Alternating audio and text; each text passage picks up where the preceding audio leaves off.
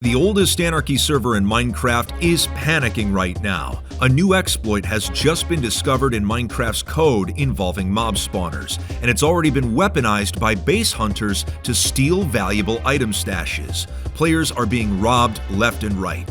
What has long been considered the most reliable method of keeping items safe is now completely obsolete, and it's all because of one person's shocking discovery. Many of the hunters using this exploit are targeting item shops specifically, which sell gear on Anarchy servers for real-world money. These shops are potentially losing thousands of dollars at this point. Even longtime players have been caught off guard by this exploit, myself included, because it changes everything we thought we knew about hiding things on Anarchy servers. So let's get right into it today. What is the exploit, how does it work, and how can you protect yourself? To understand why it's so destructive, I need to give you some backstory. For the longest time, the safest way to hide valuables on Anarchy servers was to put them in naturally generated chests, specifically the ones found in dungeons and mineshafts. There's a couple reasons why it's so effective. The first is that stash hunters are looking for things that are not natural. If even a single block is out of place, they can see it with visual indicators and then investigate. Using hacks and modified Minecraft clients, these hunters will often travel hundreds of thousands of blocks in a single session looking for any signs of player activity.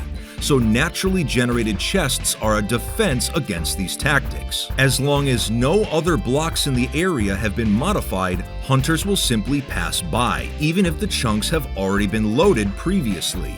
Another reason this method works is the sheer amount of these structures in any given Minecraft world. Unlike jungle and desert temples, which are limited to specific biomes, dungeons and mineshafts can be found underground in every single area of the overworld.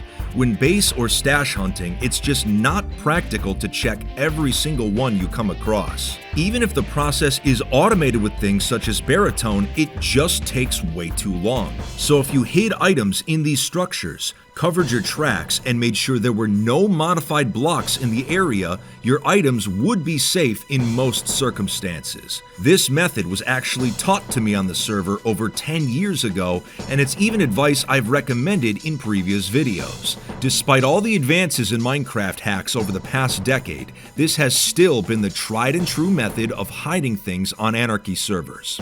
At least it was until 1 week ago, when everything changed. Meet technical Minecrafter Ezeanol, who is considered one of the best stash hunters currently in the Anarchy community. He spent the past few years developing new methods of tracking and targeting players, especially over long distances. He makes all of his findings public so that others can use the exploits as well. He would often hear stash hunters complain about how tedious it was to have to dig underground just to check dungeons and mineshafts for hidden items.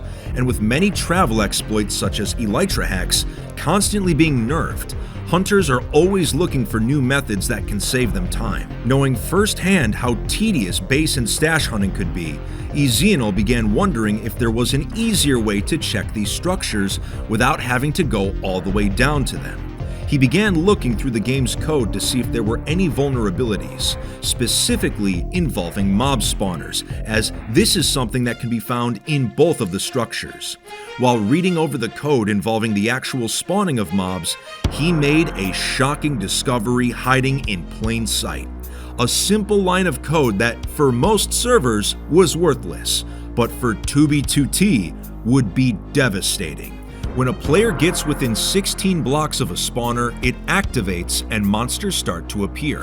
When this happens, a hidden number value begins to rise, going from 0 all the way to 200. Once it reaches 200, it loops back to 0 and the count begins again. This function is called spawn delay, and it's what prevents too many mobs from appearing around the player at the same time. When a player leaves the spawner's radius, it deactivates and the spawn delay number freezes.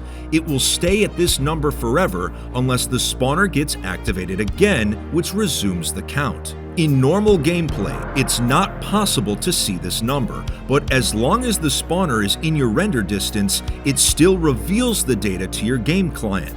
When spawners generate in a world for the first time, their spawn delay number is set to 20 by default. So if it's any other number, it means a player has been close enough to the spawner to activate it, even if nothing seems out of place. After making this realization, Ezeanel designed a hack module that would read the numbers of all spawners in render distance, and if they came back as anything other than 20, it would notify him both in chat and visually with a large box that could be seen through the ground. His hack could now identify player activity near spawners with 99% accuracy. The only reason it wasn't 100% is because there is a very small chance the spawn delay number can land back on 20 when a player leaves, but there's no way to do this consistently, especially in a laggy environment like 2b2t. There's also a small chance for spawners in the Nether to occasionally have their count at 0 instead of 20, but other than these rare circumstances, the hack was completely accurate. He would name this hack Activated Spawner Detector. For testing purposes, he would release this new method to the Hunters Union of 2b2t, a group of players specializing in base tracking over long distances. After giving them access to the hack, the hunters began exploring with it, and almost immediately a stash was found using it. And then another, and soon there were so many that I can't even post all the images in a single video. Realizing how effective it was, the hunters began sweeping all areas that were less than 250k away from spawn, since these regions are where item shop owners often keep their stashes for easy transport. After the server had been through 2 massive exploits that tracked players over the years, most item shops had resorted to storing valuables just like regular players, in dungeons and mine shafts, and they were now paying the price for it. After only 48 hours of the hack being publicly available, roughly thousands of dollars worth of items hidden in these structures had either been stolen or destroyed. And as of this video being posted, it's still happening. So you might be wondering, how can you safely store items on Anarchy servers if dungeons and mineshafts are no longer safe? Well, there are still structures with naturally generated chests that don't have spawners, such as desert and jungle temples. But these structures are only found in one specific biome, so irregularities will be easier to notice. Nether portals might also work, but being on the surface, are much more likely to be found and checked by casual players. You could also store items in a chest boat and log out while riding in it, but most stashes are not going to fit in a single boat. I honestly wish I could offer you better advice, but at this time, I can't. The dungeon and mineshaft method has been used for so long that no one was ever expecting it to be broken like this, so players are going to have to get really creative if they want their items to stay hidden. At the end of the day, it is kind of funny that this spawner exploit is useless on 99% of Minecraft servers, but on Anarchy servers like 2b2t, it's just the beginning.